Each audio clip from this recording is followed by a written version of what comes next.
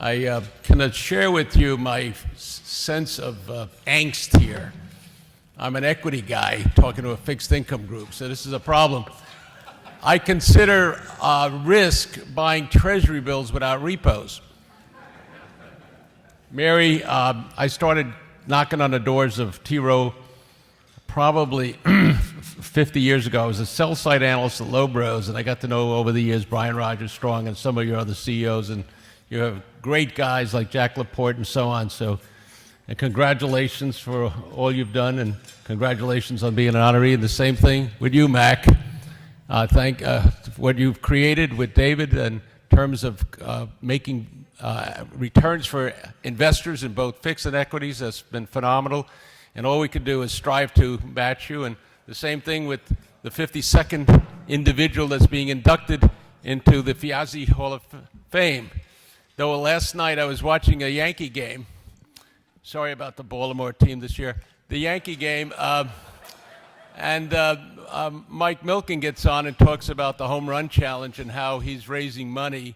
And I find out that Mark was there last night. And good thing it wasn't tonight, this Hall of Fame induction, because you'd have to split your time between third base and home and here down at the Roosevelt. So I'm delighted to say hello.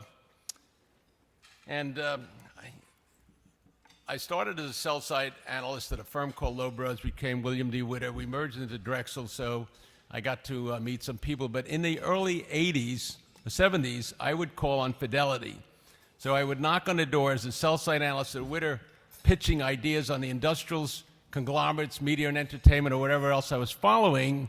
And I would go into Fidelity, and I'd knock on the doors of Peter Lynch, George Van der Heijden, and Mark was one of the analysts at that time. He then had a vision that I did not have, and the vision was to switch from being an equity analyst to starting the aggressive equity income fund for Fido, the first open-end mutual fund that was no load, that was going to function and focus on junk bonds. You'd call them today high yield.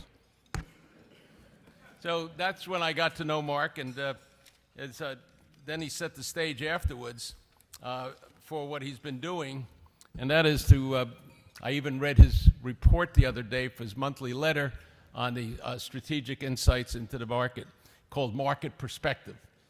And he says he writes it himself, which I happen to write my own annual report as a public company, so I can appreciate what you have to go through. So the analytical and thoughtful and prudent insight has made junk bonds, now known as high yields, an acceptable class. And think back only 35 years ago when you came around and you said, look, you equity guys, you can put 10 cents on a dollar, you can buy any company you want, and we'll finance the spread between the high yield and so on. And that has today morphed into a very respectable class, whether it's Henry Kravis or the other fellows like that own KKR, not KKR, but the other private equity firms. I don't want to mention his name. We don't want to talk about them. So come on, you know who they are. They're right down the block from here.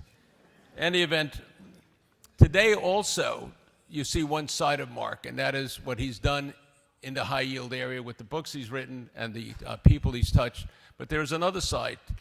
I've never been to an event like this, which is extraordinarily formidable with the intelligence and the amount of intellectual capacity we have here in the fixed income area, and also had so many academics that come to applaud Mark. The three individuals from George Washington University, and Dr. LeBlanc, I think President LeBlanc is back there. Thank you for being here. You have, you do that too often, Neil, so I'm going to ask for a contribution. University of Connecticut Foundation, he's been on that state school for 20 years. He was not responsible, however, for Oriama going to that school. He also went to Wilbraham and Monson Academy, and they're represented here today. And he's also involved with the College of William and Mary, Eureka College, Museum of American Finance, and Hillel International. So you give back. I know, David, you're going to do that. And Mac, I hope you follow David's footsteps and join those guys in Omaha and on the West Coast. So in addition to all of that, I was privileged tonight. I've known Rosalind for a while, and I've been off to see Mark's place both at his collections of coins, his collections of flags. But I went to their home down in Boca, and I saw what he has, the signature of every president. Mark is a true American patriot, and that's very important in today's world. So for that, I commend him as well. And then I met his sons, Andrew, Craig, and Justin is here somewhere, and his lovely grandchildren. So this is terrific. He's a kind of what I would say in the Italian language, a mensch. Now, I am an analyst, like many in this room. So I looked up what you would never find out about Mark. He grew up in Pawtucket, Rhode Island. He claims it's Providence. It's Pawtucket. But I also found out at the age of 4, he had already learned 4 languages: French, Hebrew, Yiddish, and English. The English I can understand. At the age of 8, he was already explaining and had read the Torah and most of the Talmud. This is a phenomenal individual. In addition to that, at the age of 12, he ran the mile in 4 minutes and 35 seconds. You don't know this, Isaac, about your grandfather. At the age of 14, he was an all-star baseball team. Mark, you know what? I can't read the balance of what you wrote about yourself.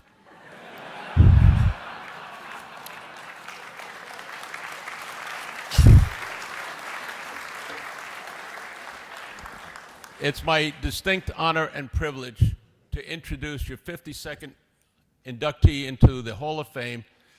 Mark, my friend, a great individual. Come up and tell us what you think about the world.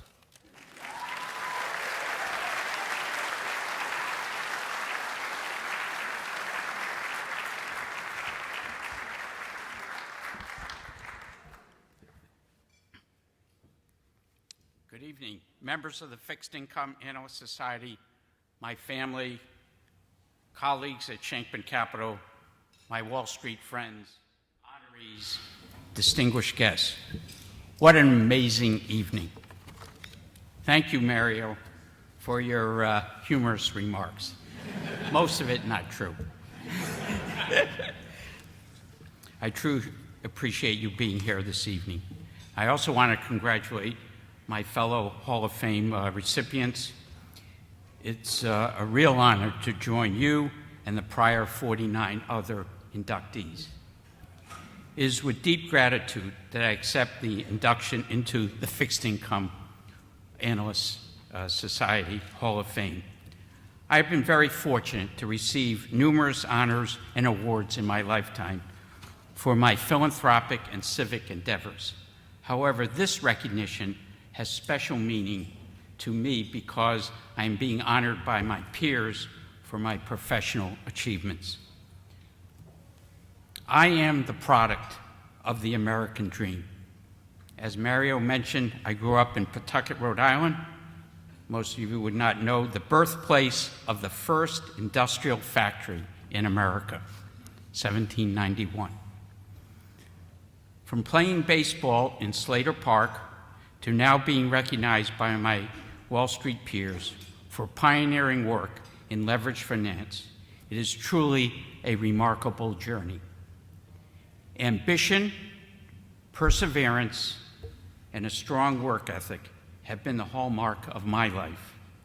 But only in America can ambition, perseverance, and hard work turn into reality.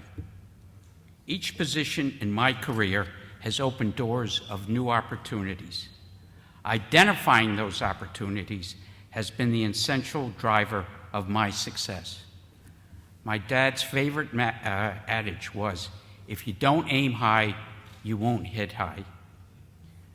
I graduated from Massachusetts Prep School, now known as Wilbraham and Munson Academy, which instilled in me a strong sense of purpose and discipline. Brian Easler, the current head of the school, is here this evening, as is Dr. Raymond Anton, my closest friend from the academy. 58 years ago, my 12th grade English teacher, Samuel Hughes, made an exception and allowed me to write my senior thesis on the New York Stock Exchange instead of analyzing the works of William Shakespeare. That assignment was the gateway to my dream. My learning and leadership were further fostered at the University of Connecticut, where I earned my BA and then graduated with an MBA from the George Washington University.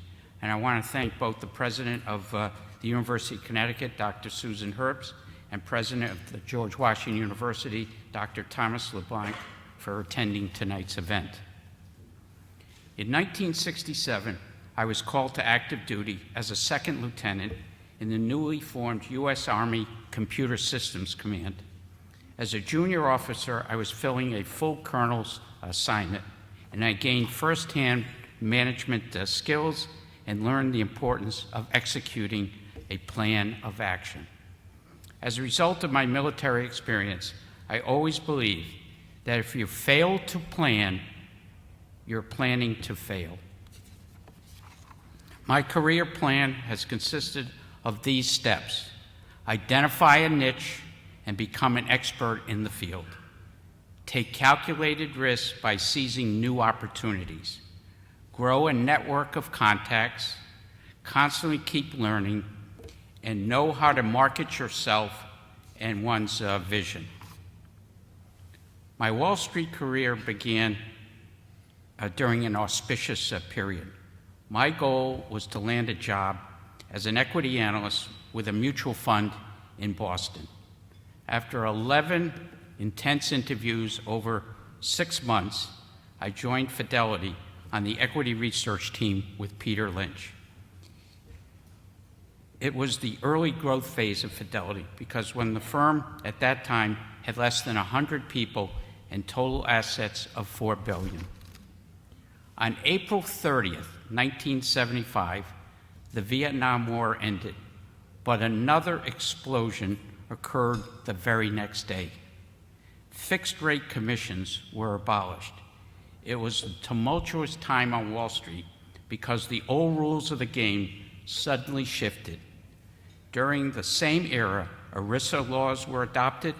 The Nifty 50, the highest multiple stocks, over 40 times PE ratios, were the darling of the market, and the counter-culture revolution was in full effect.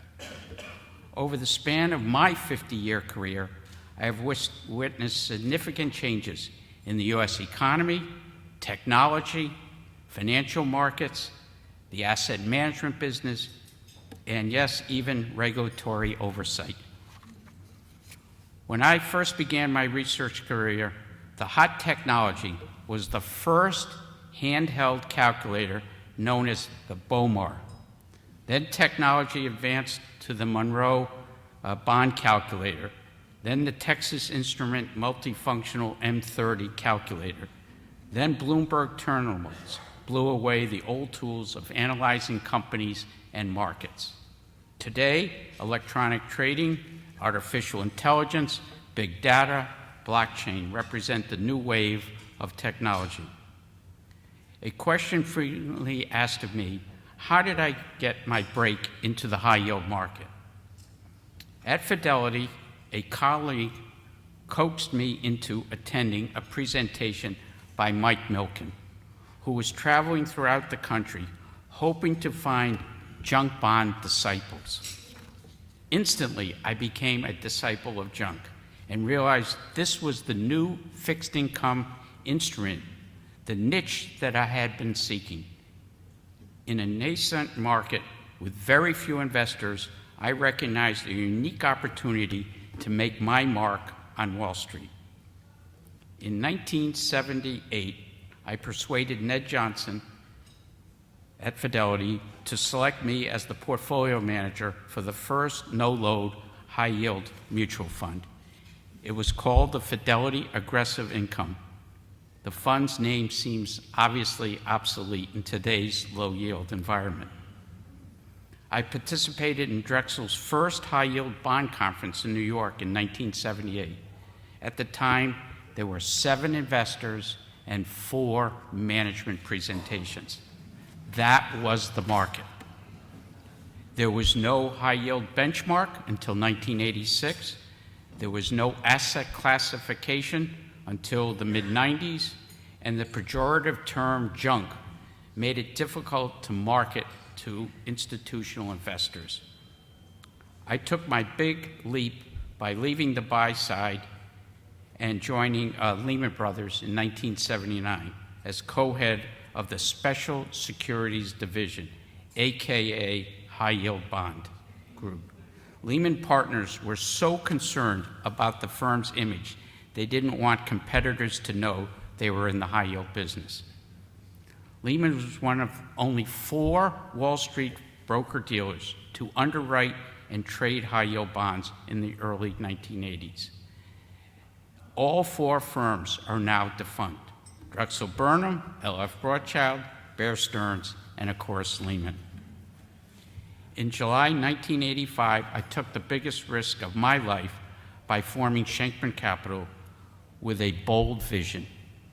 I started the firm with one offshore client representing $50 million in assets.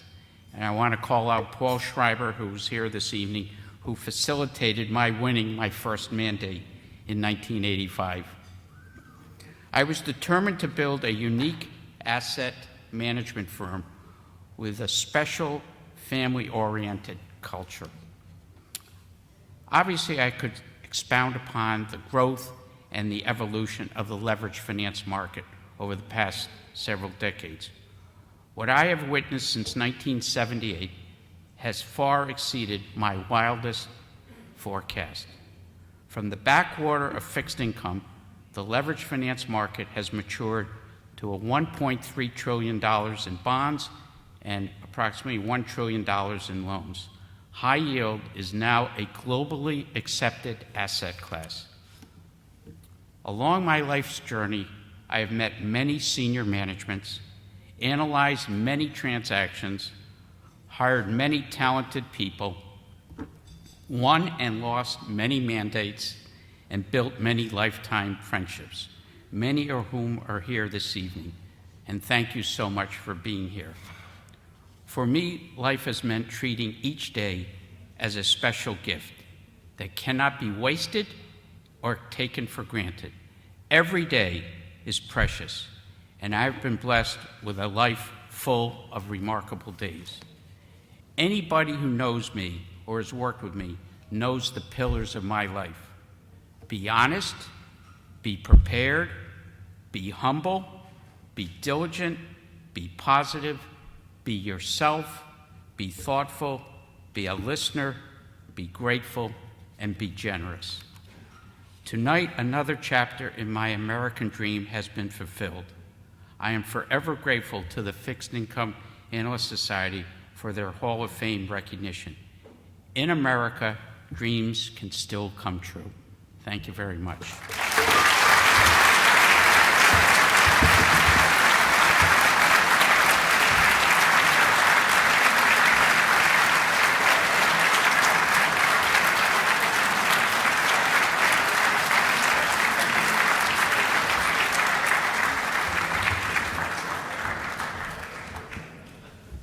I know dessert hasn't been served yet. If you want to hold and wait for dessert, it will be served soon. Our president's going to come up and say a few words now before we close. Also, there's a photographer here. If your table hasn't gotten pictures and you'd like a picture made at your table, please stick around for that. Okay? Robert? Oh, I guess we're done. So I want to congratulate Mary and Mac and Mark, your Hall of Fame honorees tonight. And thank you for all coming out. It was a beautiful show. Stick around for dessert and pictures, though.